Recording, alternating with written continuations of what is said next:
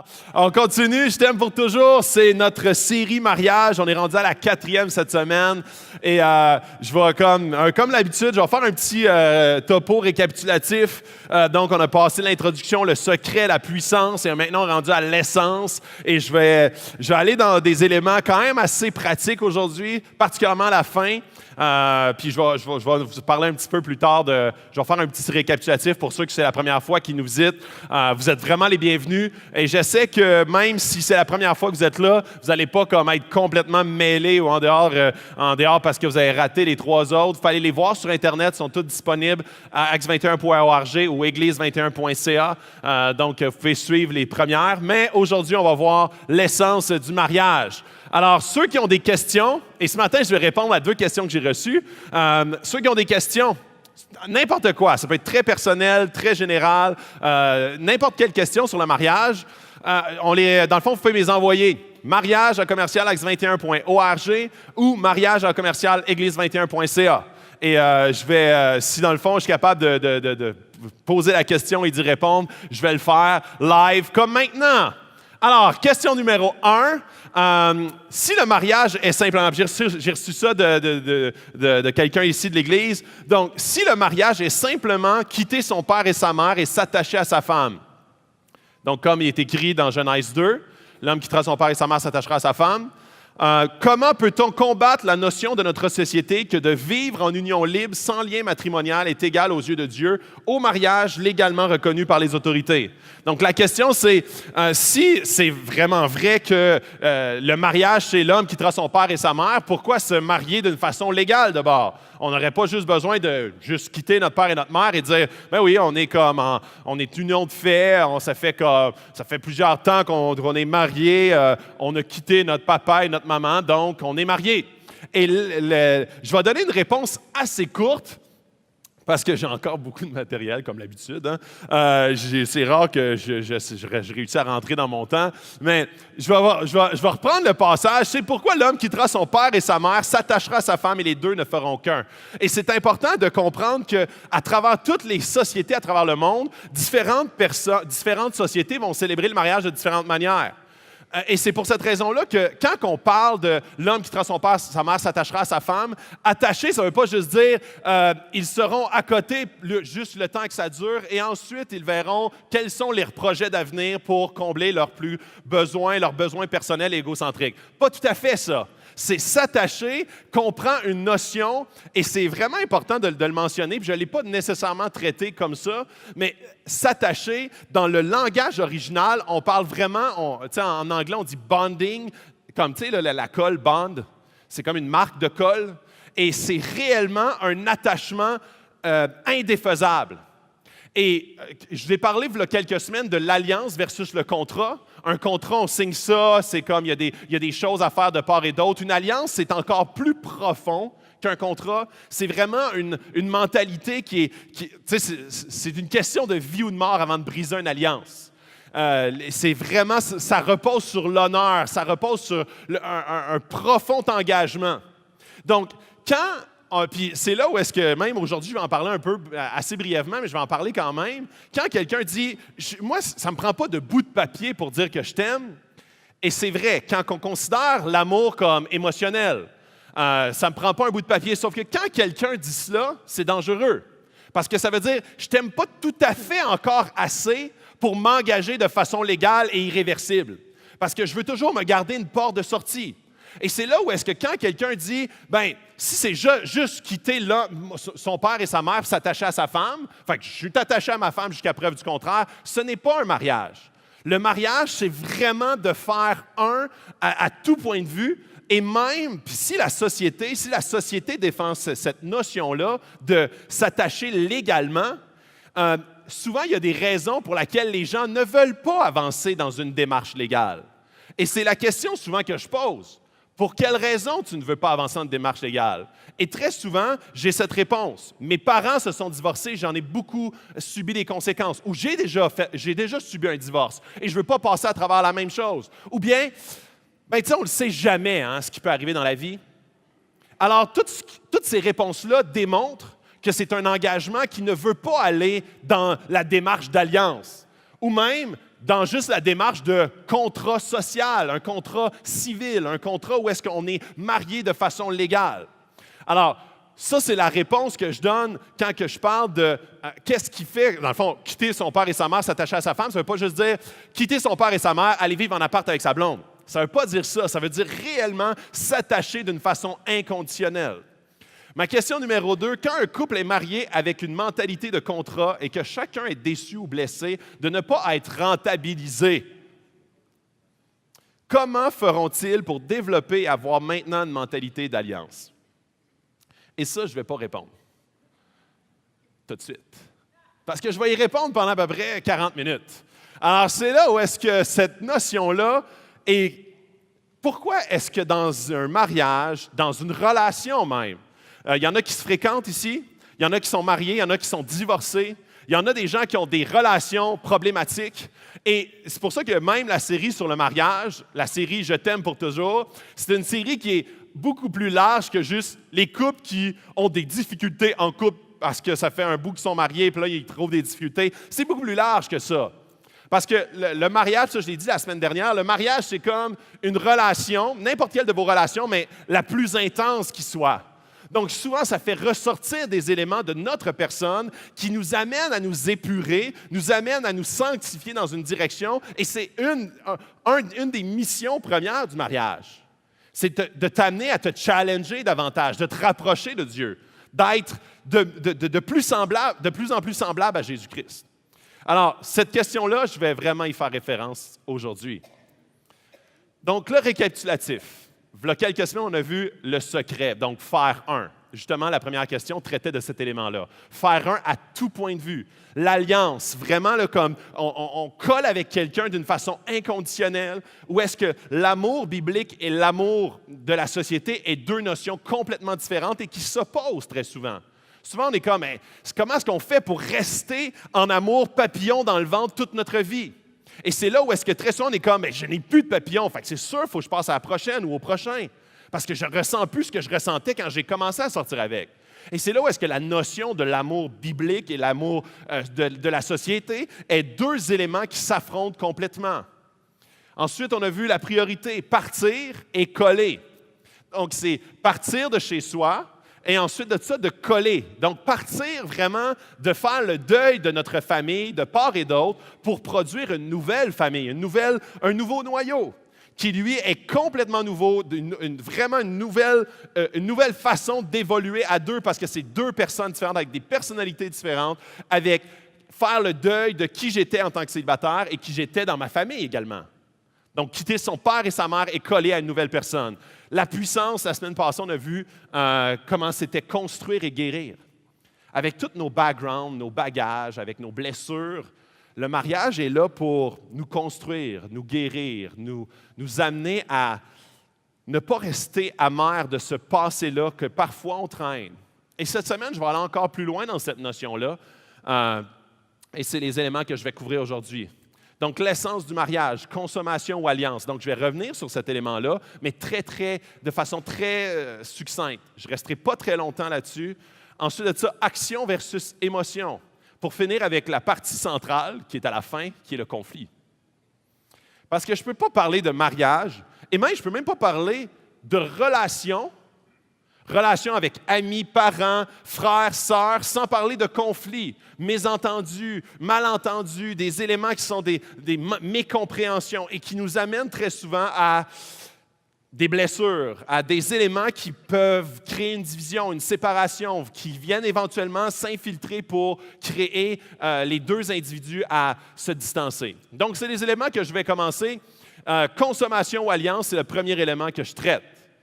Et c'est là où est-ce que, avant d'aller plus loin, c'est certain que dans notre société moderne, et je sais que j'en ai scandalisé plusieurs quand, il y a quelques semaines, je parlais de, justement, puis je ne défendais pas cette notion-là du tout, là, mais que je parlais un peu des mariages arrangés et tout, et que dans l'Ancien Testament, il y avait des mariages arrangés, et que, dans le fond, c'était très comme, OK, non, mais c'est comme s'il y a une consommation, là, c'est comme une consommation d'êtres humains. Et puis ça, je parlais de ça quand je parlais de l'amour biblique versus l'amour moderne. L'amour moderne, aujourd'hui, c'est quand quand je rentre dans une salle, supposons que je suis un célibataire, je rentre dans une salle et rapidement, je vais supposons qu'il y a 20 filles dans une salle, je vais en discarter 15, 16 à cause du look physique. Ça, c'est la société moderne. C'est comme, rapidement, c'est comme quand on rentre dans un, puis là, je pourrais mettre l'inverse. Quand une fille rentre dans un endroit avec des gars, il va y avoir une discartation où, dans le fond, rapidement, il va y avoir des éléments de côté. Et là, après ça, puis il y a une filtration qui est faite seulement sur des éléments de look, physique, des éléments comme, est-ce que la chimie passe ou passe pas? Et ça s'apparente beaucoup à notre façon de consommer. En tant que société nord-américaine basée principalement sur la consommation, on consomme des objets, on consomme de la nourriture, on consomme souvent basé sur des éléments d'attractivité. Et notre façon de sélectionner, souvent, même en amour, va être très, très reliée, et même en amitié, va être très, très reliée à des éléments extrêmement superficiels, extrêmement de consommation. Et on a l'impression qu'on est tellement loin de la consommation en amour. On est comme, non, hey, c'est donnant-donnant, je reçois, il me donne. C'est vraiment une relation qui est de partage. Sauf attention, parce que plus tard, quand que la relation devient avec certains conflits, là, c'est comme, ça ne me comble plus en tant que consommateur. Et c'est là qu'il y a des déceptions qui embarquent. Parce qu'au départ, je vais mettre ça en gros guillemets, j'ai consommé. Puis dans le fond, j'avais l'impression qu'il y avait une attractivité, et de part et d'autre, on fait le choix ainsi. On avance dans un processus de consommation, et ensuite de ça, on se demande pourquoi est-ce qu'on a une mentalité de consommation au sein même de notre mariage ou au sein même de nos relations. Parce qu'on est rodé en début de parcours dans presque toutes les sphères de notre vie. On magasine un travail de la façon, on essaie de avantages, inconvénients, je magasine, je consomme, revenus intéressants, avantages sociaux, et je consomme mon travail. Je vais à l'épicerie, je vois les fruits et légumes, ils sentent bons, ils sont ronds, ils ont l'air juteux. Ah, c'est parfait, je consomme cette orange ou cette pomme. On rentre dans un magasin de linge, puis on dit « Wow, le mannequin, il est bien habillé, ça me tente, je consomme. » Donc, tous nos choix, notre regard sur la société et par la suite influencé vers notre regard vers les êtres humains. Donc, notre regard sociétal nous apporte continuellement à consommer. Ce qui, éventuellement, quand on arrive dans une relation être humain à être humain, on y va de la même façon. Est-ce que ces gens-là ont des affinités avec moi? Est-ce qu'ils me font sentir bien? Ils me valorisent-tu? Ils jouent-tu avec mes cordes sensibles qui me font sentir bien ou sentir mal? Et c'est là où est-ce que, très souvent, on se rend compte qu'on consomme même dans nos amitiés. Et la relation de mariage, quand on a commencé comme ça à consommer des relations amicales, relations de tout ordre social, on finit par consommer même notre relation amoureuse. Ou est-ce que là, c'est comme, ah oui, ça contribuait à mon bien et aujourd'hui, ça ne contribue plus à mon bien. Donc, qu'est-ce qu'on fait avec un bien qui est plus rentable pour nous? On le jette. Et c'est là où est-ce que le mariage est attaqué de toutes parts, parce que cette mentalité-là de consommation est imprégnée de manière extrêmement profonde et poussée de façon continuelle sur tous les aspects de notre vie. On programme même la désuétude. On parle des cellulaires. Les cellulaires sont désuets après 2 ans, on le programme. Parce que c'est un bien que je m'attends, de la rapidité, de la confiance, de la fiabilité. Et quand il ne me donne plus ça, parce que c'est une désuétude programmée, on le jette. Alors, le mariage, quand on fait face à des conflits, quand on fait face à des éléments qui viennent vraiment nous décevoir, parce qu'on avait beaucoup d'attentes. De la même façon que j'avais beaucoup d'attentes envers l'appareil, j'avais beaucoup d'attentes envers l'individu que je marie. Jusqu'au moment où est-ce qu'il déçoit ces attentes-là. Et là, on est confronté d'une manière extrêmement profonde à partir. On est confronté à fuir cette douleur-là, à fuir ce conflit-là, à fuir ce manque de rentabilité dans cette relation de consommation. Dans Matthieu 19, c'est Jésus qui parle avec ses disciples. Puis il dit, c'est pourquoi l'homme quittera son père et sa mère. On a déjà entendu ça une couple de fois depuis le début. L'homme et sa mère quittera son père et sa mère, il s'attachera à sa femme et les deux ne feront qu'un. Ainsi, ne sont plus deux, mais ne feront qu'un. Que l'homme ne sépare donc pas ce que Dieu a uni. Et ça, c'est une nouvelle notion qu'on n'a pas entendue jusqu'ici. Et là, Jésus continue à parler. Dans le verset 10, ses disciples lui disent, « Si telle est la condition de l'homme, de la femme, vis-à-vis de la femme, de l'homme, il vaut mieux ne pas se marier. » C'est drôle parce que Jésus est en train de dire, puis, il est en train de dire la raison même du mariage, qu'on étudie depuis les 4 dernières semaines, OK? Il est en train d'expliquer c'est quoi un vrai mariage. Et là, il dit au final que l'homme, que la femme ne séparent pas ce que Dieu a uni. Il est en train de dire, Dieu est en train, en ce moment, l'union, ce n'est pas juste la journée du mariage, là. Si Dieu est au cœur de ton couple, il est en train de vous épurer de part et d'autre. Il est en train de régler ou possiblement d'aller creuser dans des anciennes blessures que tu as juste mis de côté et dire on va essayer d'oublier ça le plus vite possible, sans que ça soit réglé. Dans le mariage, très souvent, on explore les pires endroits de notre cœur. Et quand les disciples comprennent que, OK, ça va jusque-là, là, le traitement là, anti-bébite dans la maison là, va jusque-là. Ah, vaut mieux pas se marier, là. Oublie ça, là, de m'amener, là. Wow! Wow, les moteurs! Moi, je veux dire, j'aime mieux rester avec mes bébites, même à la limite, mes bébites de célibataire. Quand je me lève à l'heure que je veux, me couche à l'heure que je veux, je peux faire ce que je veux, quand je veux, où je veux. Ça, c'est déjà plus confortable. Fait que quand que je me rends compte que c'est vraiment un amour qui va beaucoup plus loin que seulement le donnant-donnant, ça peut même à la limite être donnant, donnant, donnant, point. Au mieux pas se marier, hein? Et c'est intéressant parce que Jésus les challenge vraiment gros. Et les challenge parce qu'il les amène à vraiment l'inverse. Si vous pensez que notre société de consommation, c'est nouveau, là, ça a comme 40 ans, puis ça vient d'émerger, là, no way, hein? Comme ça existe depuis que le monde est monde, puis souvent dans les relations amoureuses, c'est un des endroits où est-ce qu'on consomme le plus.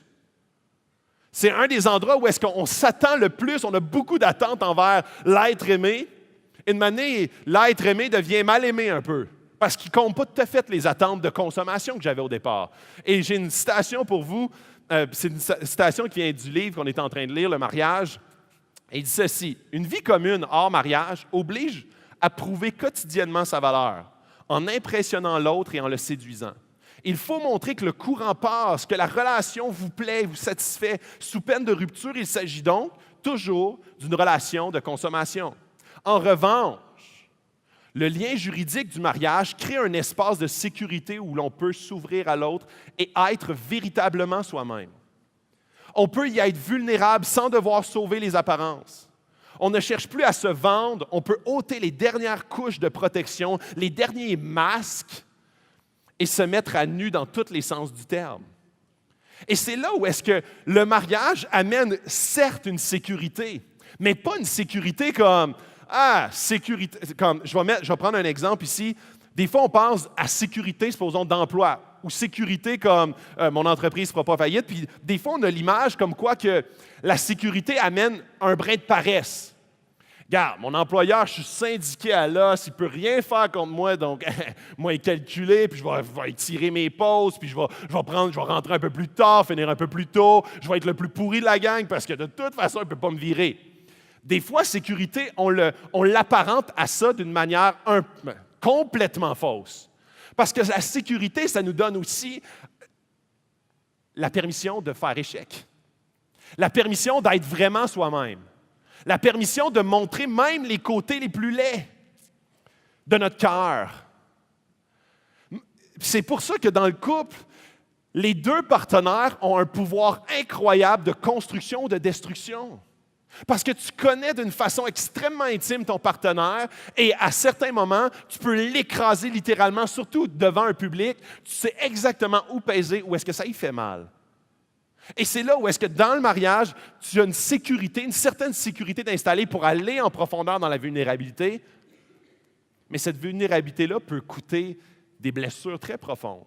Et c'est pour ça qu'il y a beaucoup de personnes qui décident de se fermer à l'intérieur même de leur mariage. Ils restent comme une carapace, une coquille. Ils se font une carapace à l'intérieur de leur mariage et leur mariage est une sécurité pour rester chacun de son bord en colocation. Et un mariage, des fois, après un nombre d'années, même dans certaines de vos relations, ils deviennent comme ça calcifiés avec une grosse coquille de part et d'autre de protection parce que je me suis rendu vulnérable une fois et ça m'a fait très mal et je l'ai regretté toute ma vie. Et c'est pour ça que je ne veux plus jamais retourner là. Et on ne se rend pas compte comment est-ce qu'il y a des murailles de bâtis dans notre mariage. On n'a plus trop de conflits, mais on n'a plus de relations non plus. Et c'est là où est-ce que j'arrive à l'action versus l'émotion. Et je commence avec une citation qui est un petit peu longue. Je vais la lire tranquillement, mais qui est tellement bonne. Quand je fais une promesse, un petit peu plus vite que ça quand même,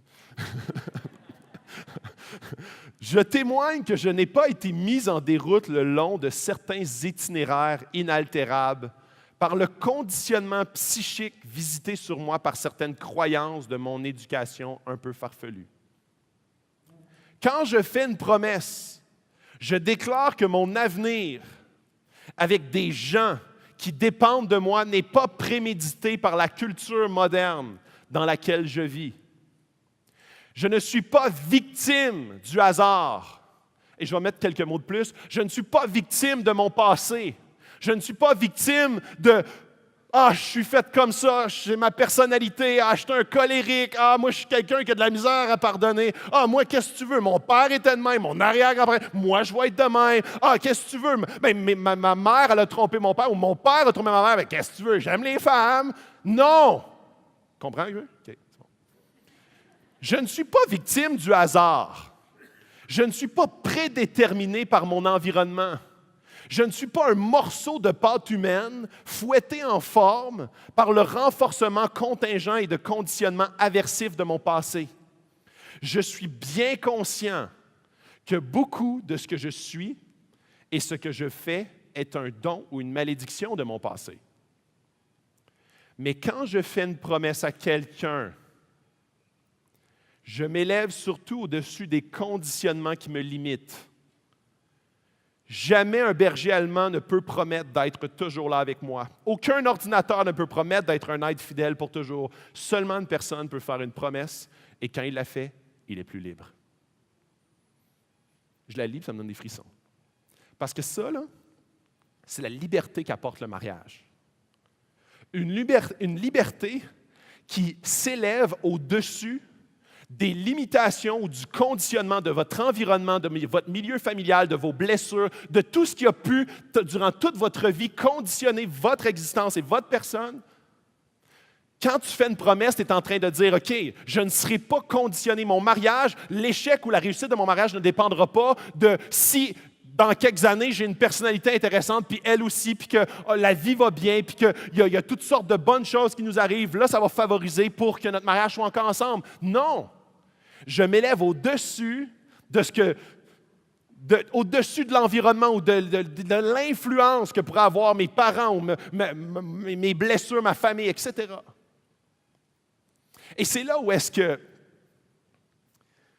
dans le mariage, quand tu comprends que l'essence même du mariage, le secret, la puissance, comme on l'a vu la semaine passée, quand tu vois que toutes ces choses-là sont basées profondément, avec des racines qui prennent vraiment profondément racine dans l'engagement inconditionnel, peu importe les circonstances, ton but est toujours vers l'avenir de ce que je peux faire dans mon mariage actuellement.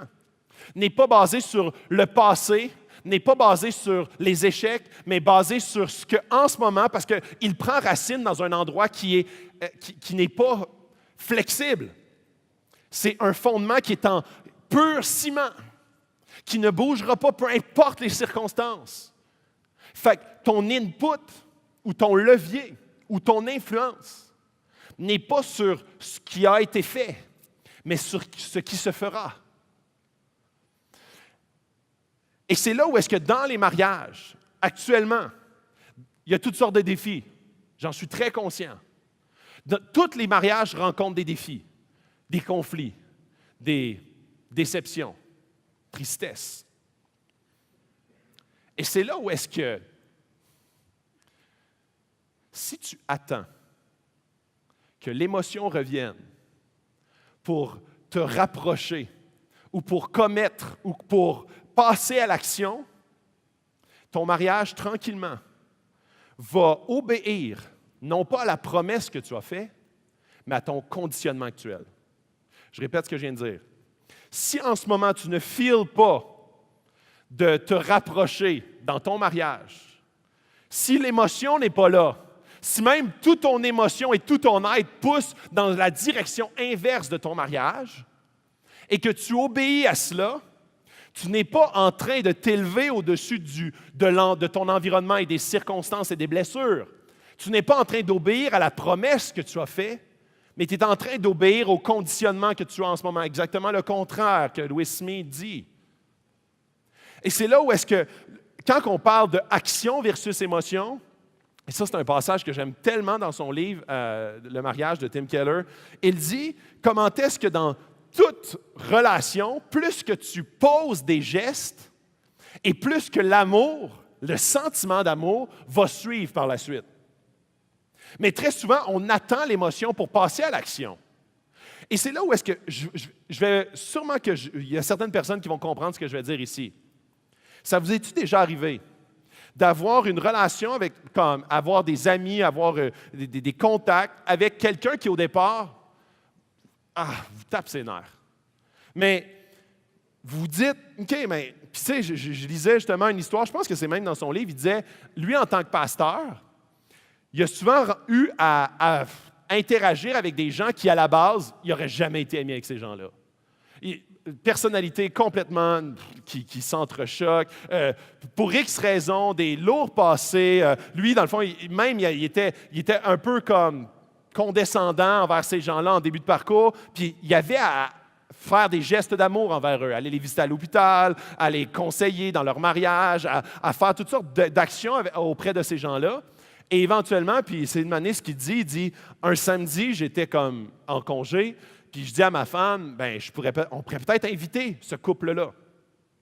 Puis là, sa femme est comme, OK, ouais, mais on est en congé, des fois, tu as à travailler, puis comme, oui, des rencontrés, puis oui, mais là, on est en congé. Puis là, lui, il dit, ouais, mais ça me tente. Et ce qu'il explique, c'est que plus qu'il fait des actions envers eux, qui au départ ne sont pas motivées par l'émotion, pas du tout, il fait des actions d'amour envers eux, et plus qu'il les aime. Plus qu'il les aime et plus qu'il a le goût de faire des actions d'amour. Mais la prémisse, la base de cela, c'est qu'il a passé à l'action malgré que les émotions n'étaient pas là. Quand je vous parlais la semaine passée, aimez vos ennemis, comme Jésus parle dans le discours sur la montagne.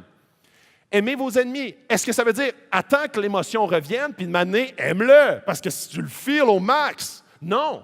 Tu aimes ton ennemi, tu fais des gestes d'amour envers lui, tu commets, tu avances sans même le filer, et ça, éventuellement, va produire une émotion d'amour.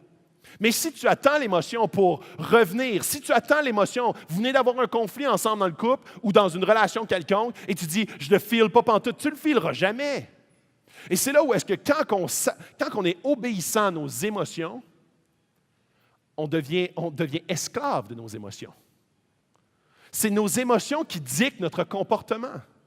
Et c'est clair que ça fait exactement le contraire de cette promesse-là qui rend libre. Quand cette promesse-là, tu l'as fait pour aller dans une direction où est-ce que dans 10 ans, je serai là encore. Dans 20 ans, je serai là encore. Dans 30 ans, je serai là encore. Parce que je sais qu'il va y avoir tout plein de sentiments qui vont être complètement contre ce que je te dis aujourd'hui dans notre mariage. Il va y avoir tout plein d'émotions, de sentiments, de colère et d'amertume, peut-être différentes dans 30 ans, mais je serai là. Et je m'engage, puis quand tu fais un mariage, les gens ils s'engagent, je vais te protéger, je vais te chérir, je vais te prendre soin de toi. Ça veut dire, c'est pas aujourd'hui, je vais dans le futur. Donc, je suis en train de m'élever au-dessus des circonstances futures, qui parfois vont très mal. Et j'aime une citation de Mark Driscoll qui dit « Le mariage devient amer ou devient mieux ». Et il y avait une statistique dans un magazine de psychologie qui disait les mariages, 2/3 des mariages qui continuent et persévèrent après 5 ans deviennent mieux. Et cette citation-là est complètement vraie parce que tu vois comment est-ce que quand les gens obéissent à la promesse beaucoup plus qu'à leur émotion, la mission du mariage, le pourquoi que le mariage a été inventé, c'est pas juste comme pour vivre. Je veux pas déromantiser, là. Je veux pas, comme péter la bulle de ceux qui. Okay, c'est pas ça, là, mon but, là. Mais le mariage, c'est beaucoup plus que de vivre comme. Je sais pas moi, tu commences à fréquenter, tu as 18 ans, c'est ta première blonde, ton premier chum, puis là, tu as cette émotion-là, ces papillons-là, quand tu lui touches la main, c'est comme, tu es au 7e ciel. Okay? Le mariage est plus que ça, ce moment-là, fois 50 ans. C'est beaucoup plus que ça. Et si on pense que le mariage, c'est seulement ça, puis je dis seulement ça, parce que c'est tellement plus deep et ça fait tellement plus partie du plan de Dieu pour aller beaucoup plus loin, beaucoup plus profondément dans ton être intérieur, que juste dire « Wow, j'ai trouvé quelqu'un qui me... Moi, c'est comme quand j'arrive chez ProfGo puis il y a un 50% sur une affaire, puis je suis comme « Wow, il n'est même pas passé date, il sent bon encore, méchant deal! » Si tu penses que le mariage, c'est ça, c'est beaucoup plus que ça. C'est pas un deal. C'est un mécanisme très, très profond pour venir guérir deux individus brisés à la base. Brisés par le péché, brisés par un environnement qui a été parfois bon, parfois mauvais, mais un environnement qui est pécheur quand même. Et le mariage vient justement travailler dans ces éléments-là. Venir faire en sorte que ces individus-là se collent l'un à l'autre d'une façon inconditionnelle. Et là, j'arrive dans le conflit. Le conflit qui fait partie de toutes nos relations. Il y a peut-être certaines personnes que vous n'avez jamais eu de conflit avec eux. Vous avez juste à vivre un peu plus longtemps avec eux. Ou déménager en colocation avec eux. Vous allez en avoir, inquiétez-vous pas. Le conflit fait partie des relations humaines. Et c'est là où est-ce que j'aimerais ça qu'on puisse, de façon très pratique, rentrer dans certains éléments qui vont nous enseigner sur le conflit. Parce qu'au sein du couple, si on ne traite pas nos conflits, le cancer va se répandre. Et c'est très important de voir comment est-ce que le conflit vient agir si le conflit est sain. Vous allez comprendre ce que je veux dire. Dans Jacques 4, versets 1 à 3. Quelle est donc la cause des conflits entre vous? Il ne s'adresse pas à un couple, là. Il s'adresse à une église. Ne proviennent-ils pas précisément de vos passions, de vos désirs égoïstes qui combattent sans cesse en vous? Vous désirez quelque chose, mais vous ne pouvez pas l'avoir. Et alors, vous êtes prêt à tuer. Vous avez envie de quelque chose, mais vous ne pouvez pas l'obtenir. Et alors, vous vous lancez dans des querelles et des conflits. Vous n'avez pas ce que vous voulez, parce que vous ne savez pas le demander à Dieu. Et si vous demandez, vous ne recevez pas parce que vos intentions sont mauvaises. Vous voulez tout gaspiller pour vos plaisirs. Tu sais, quand je parle de la relation de consommation, là, ça le décrit, mais comme au cœur même d'un conflit. Fait que là, je veux que tout le monde dans la salle prenne leur dernier conflit. Si vous êtes marié avec votre conjointe, et si vous n'êtes pas marié avec quelqu'un, peu importe, mère, père, sœur, frère, ami, coloc, etc., employeur, prenez ce conflit-là, OK? Et là, on va l'analyser. On va aller creuser un petit peu plus dans ce conflit-là, OK? Quel est l'objet du conflit? Où est-ce, tu sais, comme exactement ce qu'il dit, il dit, quelle est la cause réelle de ce conflit-là? Quelle est la cause réelle de vos conflits? Parce que très souvent, quand vous vivez avec quelqu'un, quand vous êtes en couple ou quand vous êtes comme en relation très rapprochée avec quelqu'un, vous avez souvent les mêmes thématiques qui reviennent. Alors, souvent, quand on dit « OK, on veut régler l'objet du conflit », mais des fois, l'objet du conflit et sa source est très différente. Je vais vous donner un exemple. Supposons qu'une fois par semaine, vous avez comme un rendez-vous galant que vous donnez dans votre couple, OK? Vous dites, le jeudi soir, c'est notre rendez-vous galant, OK? Et là, ça fait 2-3 semaines que ça ne donne pas. Il y a toutes sortes d'affaires qui se passent, OK? Et là, c'est vraiment, là, tu te dis, OK, là, tu te reprends avec ta femme, là, tu te dis, OK, là, ça n'a pas donné durant les 2-3 dernières semaines. Fait que, là, jeudi prochain, je te réserve quelque chose de spécial. Prends ta soirée et je vais te réserver vraiment quelque chose de spécial. Et là, tu te retrouves à comme un de tes amis, tout de suite après que tu aies dit ça à ta femme, un de tes amis te dit « Hey, j'ai 2 billets comme pour aller voir à Montréal l'Impact qui rentre en play-off, pas encore, là, mais bientôt, en play-off, c'est vraiment la première fois qu'ils se rendent là, des bons billets dans les rouges, puis si les Canadiens seraient en série, j'aurais pu prendre cet exemple-là, là, mais dans les rouges, ça vaut comme 250$, mon employeur me l'a donné, c'est jeudi soir prochain. » Alors là, toi, tu es comme vraiment tiraillé, puis là, tu dis à ta femme, tu dis, ben c'est ça, il y a un imprévu. Ah oui. Vendredi matin, je te propose un déjeuner. Un déjeuner, parce que c'est plus long, c'est plus comme... Tu sais, on a le temps de plus de jaser, c'est comme plus... Tu sais, là, on a le temps de connecter davantage, tu sais. Ah, OK, ça ne dérange pas. Elle dit oui, OK? Fait que là, toi, t'attends, et le mercredi soir, là, tu dis, ah oui, j'avais oublié, mais jeudi, Jack m'a invité à aller comme justement à Montréal. Bon, ça ne me tentait pas vraiment, mais j'ai dit oui, c'est correct, je vais y aller. Fait que là, tu y vas avec, OK? Mais là, à ce moment-là, ta femme se rend compte, la magouille que tu as opérée, et là, ça la blesse beaucoup. Et ça crée un conflit, là, OK?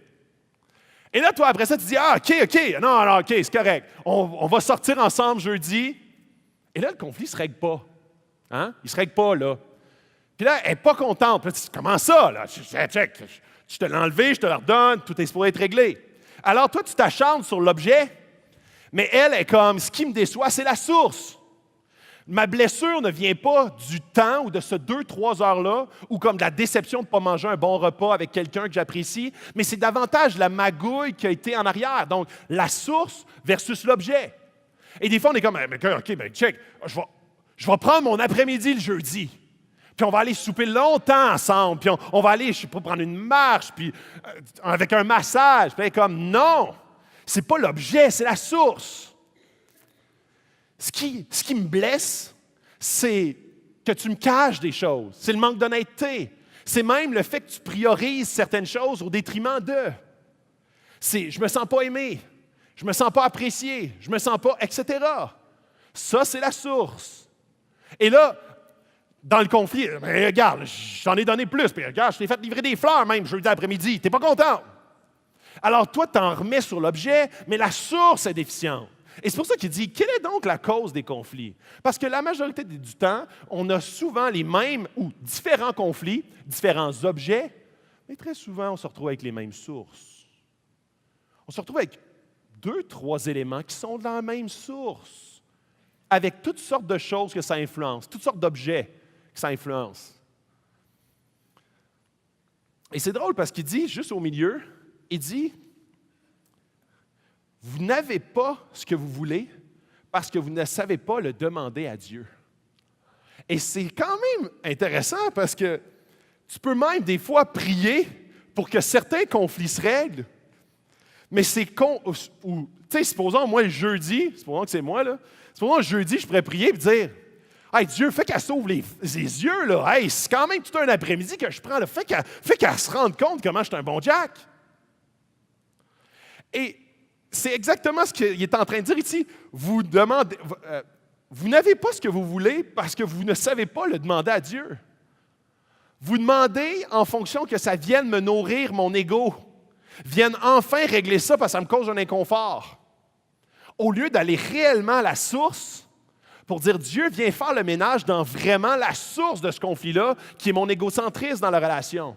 Je voulais le beurre et l'argent du beurre. Je voulais je voulais tout en chemin, plus le résultat. Donc, c'est là où est-ce que, si je suis en train de prier ou demander à Dieu d'intervenir dans le conflit, mais pas dans mon cœur, je suis en train de vouloir demander à Dieu qu'il vienne juste nourrir mon égocentrisme, qui est la base fondamentale de tout problème dans tous les couples.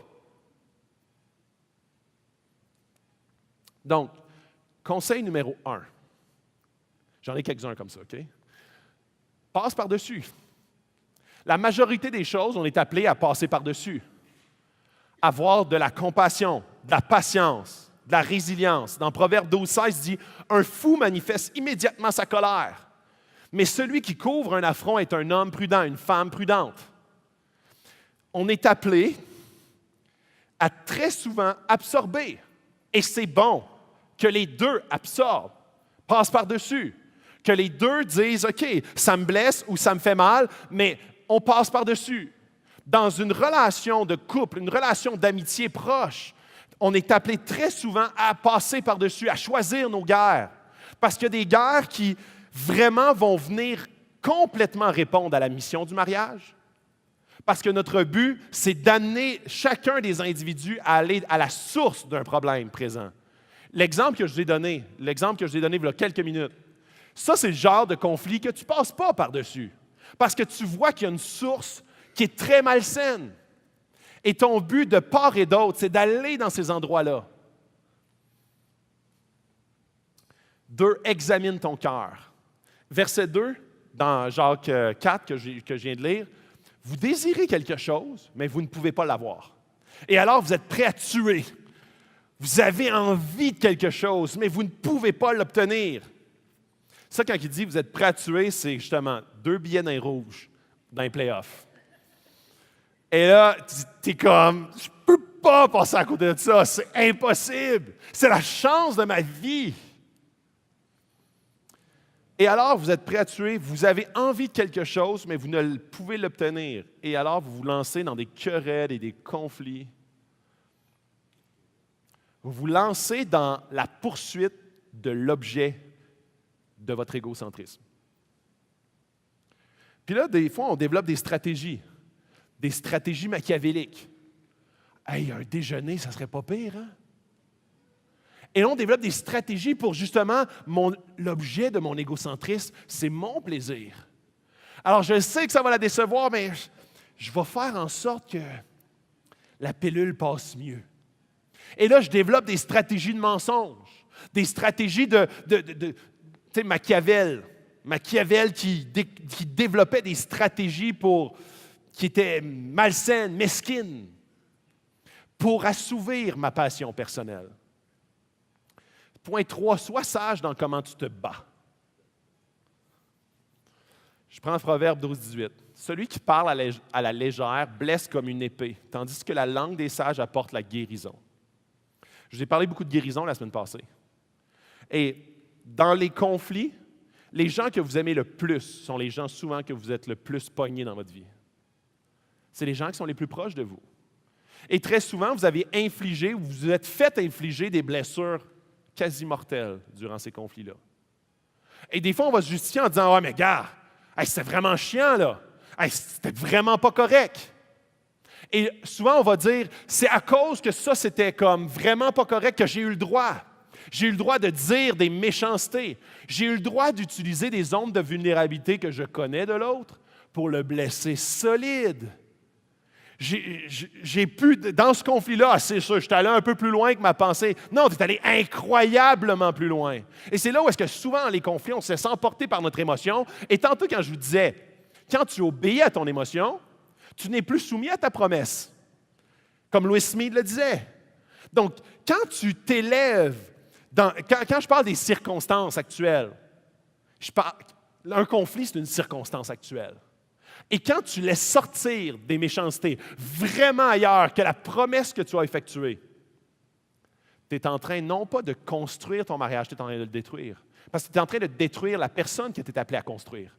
Et construire, parfois, il faut dynamiter du roc pour construire. Construire, ça ne veut pas dire juste fermer les yeux, être bonasse, puis rien voir. Celui qui parle à la légère blesse comme une épée, flau! Tandis que la langue des sages apporte la guérison. Apporte quelque chose qui va construire, mais des fois, ça fait mal.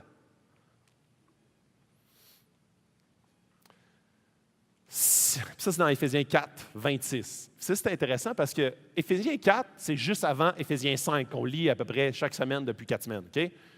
Fait que ça, c'est juste le avant-mariage. Si vous vous mettez en colère, ne péchez pas. C'est drôle il dit pas « mettez-vous pas en colère ». Ça, c'est pas possible. Parce que des fois, dans un couple, il y a de la colère. Jésus s'est mis en colère. Il dit « si vous vous mettez en colère, ne péchez pas. Que votre colère s'apaise avant le coucher du soleil. Ne donnez pas à l'ennemi l'occasion de vous dominer. » Et c'est là où est-ce que, quand il y a un sujet qui vient réellement soit produire de la colère, de la tristesse, une blessure, si à ce moment-là, ce sentiment de colère-là n'est pas nécessairement péché, mais par la suite de développer de l'amertume, développer de la haine, développer de la condescendance, développer du ressentiment, c'est là où est-ce que tu es en train de laisser l'ennemi dominer tes sentiments pour t'amener éventuellement à obéir à ces sentiments-là, qui deviennent intolérables à ce moment-ci. Donc, c'est là où est-ce que quand tu es en colère, si tu laisses aller ton émotion à ce moment-là, parce que ça t'envahit, c'est sûr et certain qu'il va se passer des choses qui ne sont pas souhaitables pour la construction de ton mariage. Et c'est là où est-ce qu'il dit « Ne soyez pas soumis à l'ennemi ». Puis quand il dit, puis tu sais, il y en a qui font ça, une règle d'or, on ne se couche pas avant d'avoir réglé notre conflit. Des fois, c'est un gros conflit qui peut péter, c'est pour 10 heures le soir. Ce que tu veux, puis ça, je vais vraiment, c'est moi qui parle, OK? Mais ce que tu veux pas, c'est te coucher sur une amertume grandissante. Peut-être qu'il va y avoir une plus longue discussion pour régler le conflit. Mais ce n'est pas une nuit blanche que là, tu es obligé, il est écrit dans la Bible, il faut que tu passes la nuit pour qu'à la fin, le matin, tu sois kumbaya, puis on s'aime. Ce n'est pas nécessairement ça. Sauf que si tu es en colère, ne pêche pas. Ne te couche pas sur cette colère qui produit, si tu l'entretiens, un autre élément, qui ça, c'est péché. Puis tu es en train de laisser accès à l'ennemi pour travailler dans ton cœur, pour que ton émotion devienne le centre de tes réactions. Comme on a dit au début, si ton émotion est le centre de tes réactions, soit dans le bon ou le mauvais côté, des fois, il n'y aura pas d'émotions qui vont venir nourrir le bon côté. Donc, je ne le sens pas, je ne le fais pas. Et quand tu as des émotions qui viennent nourrir ton mauvais côté, style « et j'ai le goût de le battre », puis tu te laisses aller à ça, il y a des paroles qui vont sortir qui ne sont pas constructives, mais destructrices. 4, sois rapide à écouter et lent à parler. Dans Proverbe 18:13, il dit « Celui qui répond avant d'avoir écouté fait un acte de folie et se couvre de honte. » Et souvent dans le mariage ou dans les relations, on est tellement comme... Puis tu sais, quand je vous parlais de l'Évangile la semaine passée, l'Évangile élève et humilie. Quand quelqu'un a besoin d'être humilié, dans ces différentes discussions, on va être comme, tu sais, les gars, on a souvent ce syndrome-là, on voit notre femme comme un objet à réparer. Fait qu'on est comme, bon, OK, voici étape A, B et C pour sortir de ton problème. Et on voit ces éléments-là avant même d'avoir écouté. Elle parle pendant 2 phrases, tu dis « OK, non, j'ai déjà diagnostiqué ton problème, je sais ce qui ne marche pas, fait que fais ça, fais pas ça, fais ça. » Et très souvent, ça provoque un conflit. Parce que, puis ça, je vais en parler quand on va parler du rôle des genres, puis les différences entre hommes et femmes. Mais c'est là où est-ce que très souvent, le gars va voir, il va être très rapide à parler, à donner des conseils, très lent à écouter. Et de la même façon, on veut être des gens qui sont très rapides à écouter. Lent à parler. Et ça, d'une façon comme plus précise, en relation d'aide, on voit souvent ça. Pose des questions au lieu d'affirmer des choses. Pose plus de questions. En communication, on parle du sujet de l'analyse transactionnelle. L'analyse transactionnelle, c'est l'analyse des transactions d'être humain à être humain. Puis dans cette notion-là, on a le parent, l'enfant et l'adulte. Un parent qui parle à un enfant va dire « fais ça », hein? Va donner des ordres. Ou va même, le parent aidant, va davantage dire « as-tu besoin d'aide », mais davantage pour se valoriser. « Tu veux que je t'aide, mon petit pit? Tu veux que je t'aide, ma petite fille? » Ça, c'est un parent qui parle à un enfant. Et dans nos relations de couple, on peut avoir ces patterns-là. Je vous donne un exemple. Gars-fille, ça pourrait être les sexes inversés. Supposons que tu es un gars, tu laisses toujours traîner tes bobettes ou tes bas, OK? Puis elle a dit, ramasse tes bobettes. Puis elle lui dit, t'es pas ma mère. Ça, c'est exactement un parent qui parle à son enfant, l'enfant qui dit, t'es pas ma mère, j'accepte pas cette relation-là. Et là, c'est l'émergence d'un conflit. Pourquoi? Parce qu'on est très rapide à parler, très lent à écouter. On veut avoir cette relation-là d'adulte à adulte. Un adulte qui parle à un adulte, c'est un adulte qui est neutre, objectif, qui enquête, qui pose des questions. Pourquoi tu te sens comme ça? Comment tu te sens? Qu'est-ce que je peux faire? Des questions beaucoup plus que des affirmations. Brad Hambrick, qui est un qui fait de la relation d'aide, particulièrement pour les couples. Il dit la majorité des problèmes, il manque un S, de communication ne sont pas des problèmes d'expression, mais des problèmes d'écoute. Ce qui tue beaucoup les couples, c'est que très souvent, ils ont des dialogues en parallèle. Les deux, ils sauvent la trappe continuellement. Il n'y en a aucun qui écoute. Cherche la résolution et non la victoire. Le but d'un conflit ou d'une discussion ne devrait pas être la victoire, mais les progrès. Ne jamais couper ce que vous pouvez détacher. Dans plusieurs conflits, parce que notre orgueil, notre égocentrisme, pour reprendre un mot que j'ai quelquefois utilisé, est souvent le moteur d'un conflit. Et pour assouvir cet égocentrisme-là, j'ai absolument besoin que l'autre se couche et que moi, je sois victorieux. J'ai besoin que l'autre dise « Ah, c'est vrai, j'étais vraiment dans le champ. Gloire à toi, Philippe. » OK, là, le conflit est fini. Et c'est là où est-ce que très souvent, on cherche pas du tout la résolution, on cherche la victoire. On cherche que mon ego soit enfin nourri, valorisé, au détriment du progrès dans le couple, de dénouer l'impasse. Et très souvent, on peut rester sur de l'amertume, du conflit qui se perpétue parce qu'on ne veut pas lâcher chacun de notre bord, notre morceau. 6. Croire que Dieu peut guérir ton mariage. Dans Jacques 4,3, vous n'avez pas ce que vous voulez parce que vous ne savez pas le demander à Dieu. Et si vous demandez, vous ne recevez pas parce que vos intentions sont mauvaises. Vous voulez tout gaspiller pour vos plaisirs. Dieu ne veut pas que dans ton mariage, puis il y a des mariages que c'est vraiment le pattern, où est-ce qu'il y a un des deux qui est très, très valorisé, nourri, l'autre qui est en sécheresse totale. Il y a des patterns de dominant-dominé. Il y a des patterns de parents-enfants.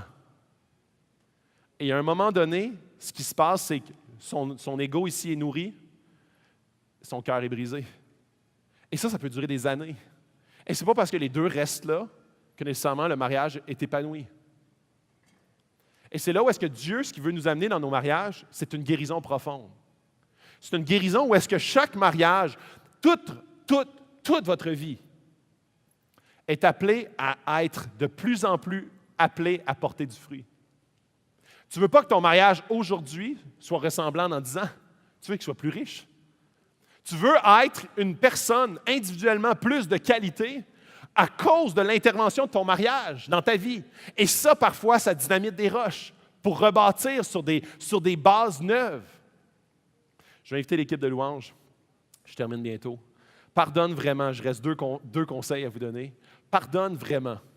Les couples n'arrêtent pas de s'aimer, mais arrêtent plutôt de se repentir et de pardonner.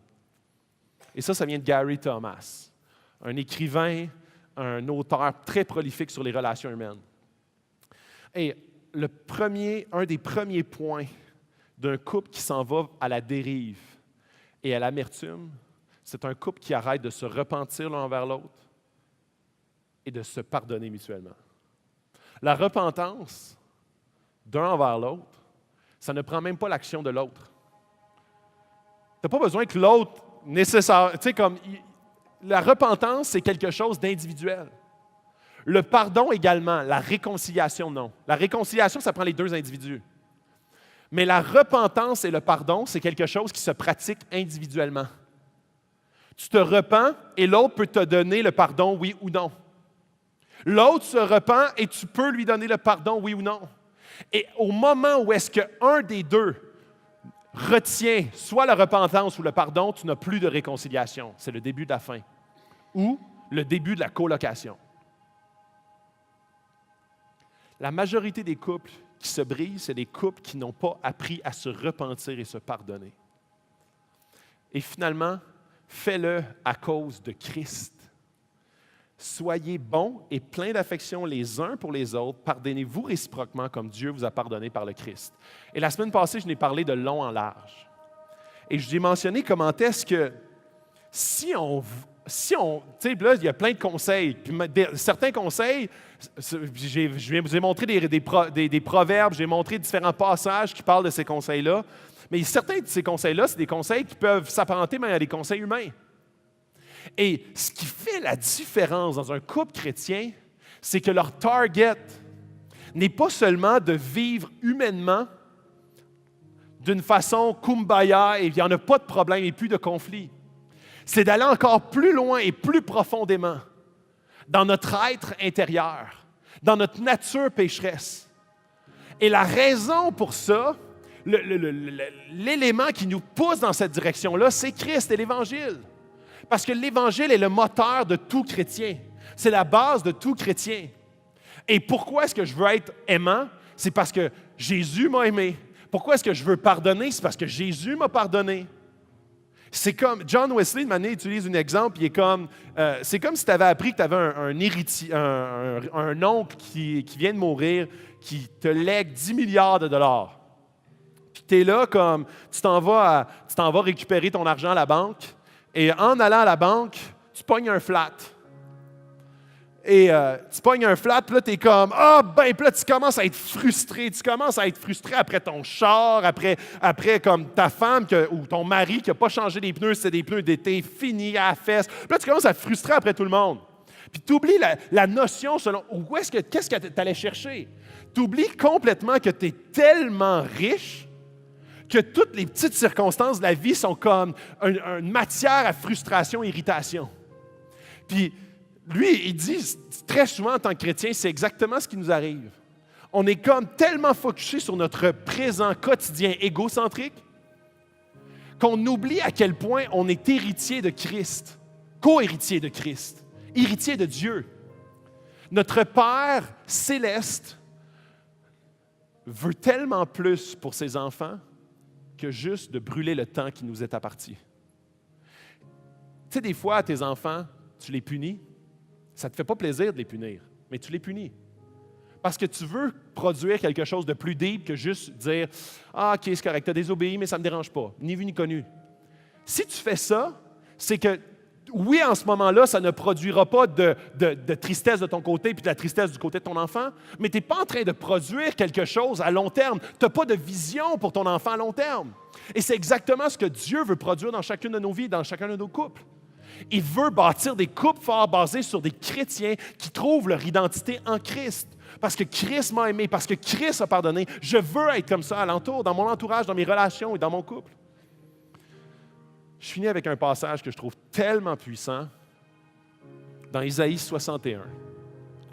Il dit ceci: Dieu m'a envoyé pour guérir ceux qui ont le cœur brisé, pour proclamer aux déportés la liberté, aux prisonniers la délivrance, pour proclamer une année de grâce et pour consoler tous ceux qui sont dans le deuil. Je sais pertinemment ici qu'il y a des gens qui ont le cœur brisé. Je sais pertinemment qu'il y a des gens qui se sentent en prison dans leur couple ou dans leur ancien couple. Je sais pertinemment qu'il y a des gens qui sont tellement déçus de leur conjoint, de conjointe. Il y a des gens qui vont se marier bientôt, puis eux autres, ils n'ont aucune idée de quoi je parle en ce moment. Et c'est là où est-ce que vous avez des relations, même avec des gens, des amis, qui sont brisés, qui sont complètement anéantis. Et là, il dit ceci: on les appellera alors térébintes de justice, plantation de l'Éternel destinée à manifester sa splendeur. Savez-vous c'est quoi un térébinthe? Ce n'est pas un arbre qu'on a ici, mais c'est un arbre très particulier. C'est un arbre qui a une capacité que dans le sens, il n'y a pas d'autres arbres répertoriés qui ont cette capacité-là comme le térébinthe. Le térébinthe, lorsque tu le coupes, flore, puis qu'il reste juste le tronc, là, un nouvel arbre pousse dessus l'ancien tronc. Et Dieu dit, je sais pertinemment qu'il y a beaucoup de gens qui ont été blessés, qui sont brisés, prisonniers, qui sont déportés. On les appellera alors térébintes. Des arbres qui ont été sciés en bas, puis disent, ma vie est finie, mon couple est fini, mes relations sont terminées. Et Dieu, ce qu'il veut, c'est se faire une plantation avec ça. Une plantation de gens complètement renouvelés, non pas par la puissance humaine, pas par les conseils humains ou vos efforts humains, mais par le sang de Jésus-Christ, qui lui reprend, ressuscite à la vie. les couples qui sont brisés, des relations qui sont brisées, pour ramener ces gens-là à être un peuple qui va être appelé la plantation de l'Éternel. Pour manifester pas notre gloire, mais sa gloire, sa puissance, qui est capable d'amener des couples stériles à une grande, grande fertilité, à amener des couples qui sont brisés à une grande, grande, grande proximité l'un avec l'autre. Ils reconstruirent sur d'anciennes ruines, ils relèveront les décombres du passé, ils rénoveront des villes dévastées, des décombres vieux de plusieurs générations. C'est ce que Dieu veut faire dans chacune de nos vies. C'est fort. Je finis avec mes questions de conclusion. Quelles sont vos tendances négatives lorsque survient un conflit? Retrait, vengeance, rancune, amertume. Les gars, souvent, on a tendance à se retirer, juste comme pas vouloir en parler, mais on bâtit quelque chose qui ressemble beaucoup à de l'amertume. Puis on dit, j'aime juste, je vais aller dans mon atelier, puis on va gosser là-dessus. Puis, non. Sur quel sujet portent vos conflits? Pourquoi? Des attentes, des blessures, la communication ou autre chose? Et dans quelle sphère précise vous croyez que Dieu vous amène à lui demander une délivrance pour votre mariage ou une relation quelconque? On va prendre un temps pour prier Dieu parce qu'on va dans des endroits que je sais qui ne sont pas faciles. On va dans des endroits qui, des fois, nous amènent davantage de « arrête de parler, là, j'en ai assez ». Mais c'est exactement là où est-ce que Dieu veut nous amener. Il veut venir guérir à la source nos relations.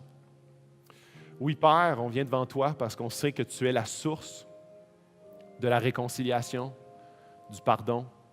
Tu es la source de notre amour qu'on voudrait déverser, mais qu'on est tellement limité par notre égocentrisme. On a besoin que tu viennes prendre la place, que tu nous révèles ta beauté, ta magnificence, la puissance de ton amour, la puissance de ton pardon, pour qu'on puisse enfin le déployer librement autour de nous et dans notre couple prioritairement.